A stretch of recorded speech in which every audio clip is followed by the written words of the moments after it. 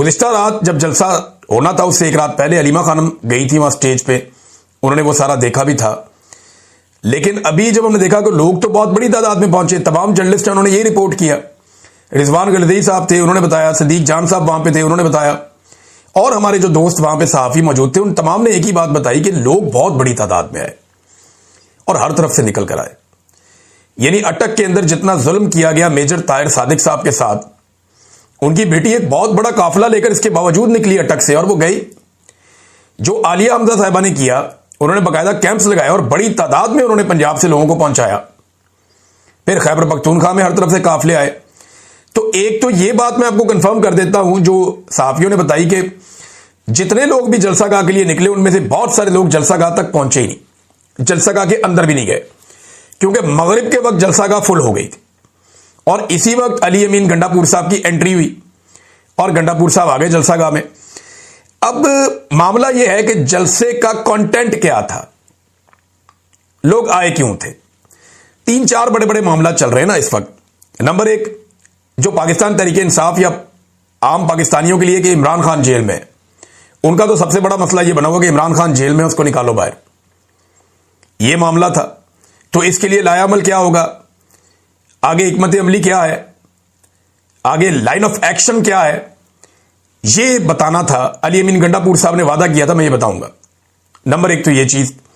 दूसरी एक्सपेक्टेशन यह थी कि खैबर पख्तूनख्वा के अंदर जो एक मिलिट्री ऑपरेशन हो रहा है उसके खिलाफ कोई सॉलिड बात की जाएगी, बताया जाएगा कि मिलिट्री ऑपरेशन कहां हो रहा है, क्यों हो रहा है, इसको कैसे रोकना है, कोई लायामल दिया जाएगा और कोई अनाउंसमेंट खैबर पख्तूनख्वा की हुकूमत अवाम की मौजूदगी में करेगी। दूसरी ये चीज थी जिस पे बात होनी थी। फिर अदलिया के हवाले से बहुत सारे इश्यूज हैं, ह्यूमन राइट्स के इश्यूज हैं और डिफरेंट चीजें जिन पे बात होनी चाहिए थी। जलसा है ना। लेकिन हमने ये देखा कि गंडापुर साहब ने एक रात पहले ये क्लेम किया कि कल मैं सरप्राइज भी दूंगा और लोगों को लाइन ऑफ एक्शन भी दूंगा, यानी मैं बताऊंगा कि आगे करना क्या है। बाकायदा लोगों को वो मिलेगा कि जनाब अब आपने क्या करना है। लोग ये कह रहे थे ना कि आप हमें बताएं जनाब कि अब करना क्या है, हम तो आ गए हैं यहां पे, हम तो बार बार आ जाते हैं, लेकिन जो हमें एक बताया जाना चाहिए कि फ्यूचर में करना क्या है और किस तरीके से हमने आगे बढ़ना है और इमरान खान को बाहर कैसे निकालना है, तो वो हमें बताएं। तो ये चीजें नहीं हुई जलसे में। मैं खास तौर पे गंडापुर साहब के लेवल पे बात कर रहा हूं, वो इसलिए कर रहा हूं कि उनसे तवक्को थी ना। जिस वक्त गंडापुर साहब पहुंचे उस वक्त जलसा अपने पीक पे था, यानी पंडाल के अंदर सबसे ज्यादा आवाम उस वक्त मौजूद थी।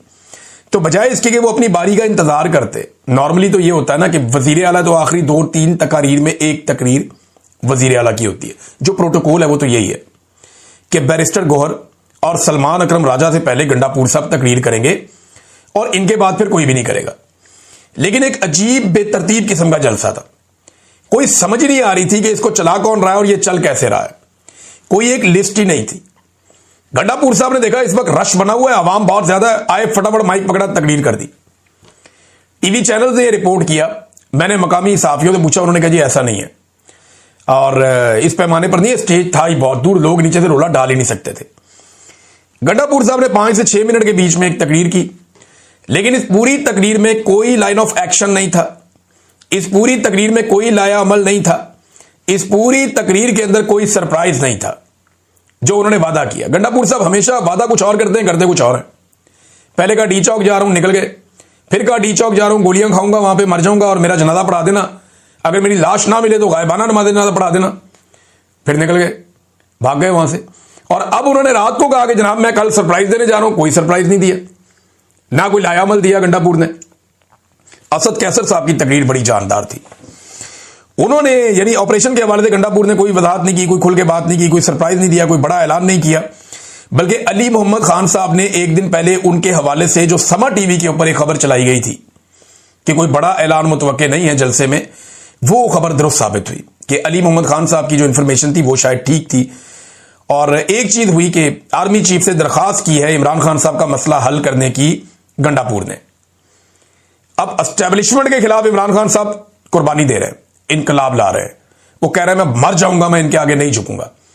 और गंडापुर साहब उसी आर्मी चीफ से दरखास्त कर रहे हैं कि मेहरबानी करके इमरान खान साहब का मसला हल करें, हम 24 करोड़ लोग आपकी फौज बन जाएंगे, हम कुर्बानी देंगे। अब ये गंडापुर साहब ने अगर ये मिन्नत तरलाई करना था तो ये जाके वहां पे जीएचक्यू में कर लेते या किसी मीटिंग में कर लेते। तो इमरान खान साहब इनकलाब ला रहे हैं जेल के अंदर, बाहर कहानी कोई और चल रही है और कोई तरतीब ही नहीं है। गंडापुर साहब के बाद कोई और आ जाता है तकरीर करने के लिए, फिर कोई और आ जाता है, फिर बाद में सलमान अकरम राजा साहब आते हैं, उसके बाद रेहाना डार साहब आ जाती हैं, फिर उस्मान डार साहब तकरीर शुरू कर देते हैं, फिर बैरिस्टर गौर साहब आ जाते हैं। यानी कोई तरतीब नहीं थी कि कोई कहां से कैसे बात कर रहा है।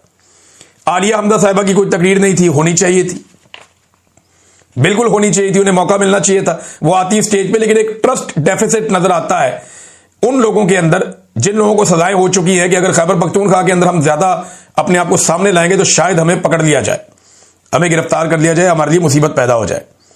बहरहाल आलिया हमदा साहिबा भी और इमरान खान की बहनें नीचे, वो सामने पंडाल में।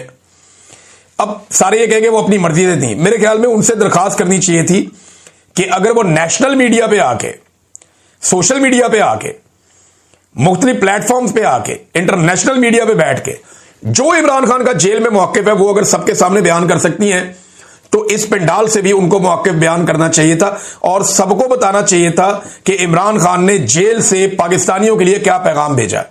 क्या फर्क पड़ता है? नहीं, फर्क क्या पड़ता है इससे?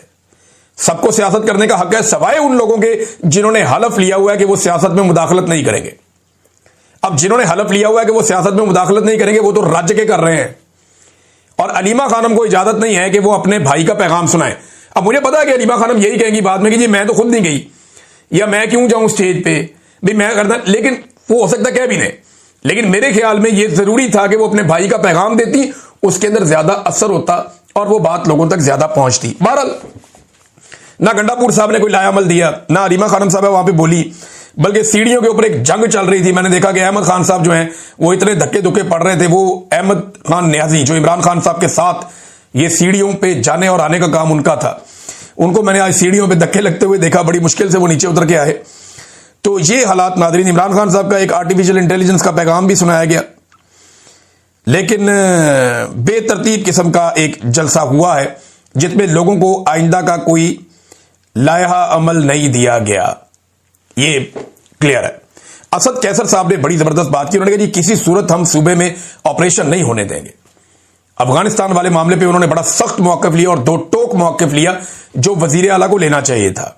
फिर उन्होंने मरियम नवाज को चैलेंज किया कि आप कहती हैं इमरान खान खत्म, आप आज फ्री एंड फेयर इलेक्शन करवाएं न्यूट्रल अंपायर को लेकर, अगर आप 10 भी सीटें जीत जाए ना तो हम मान जाएंगे कि आपकी सियासत बाकी है।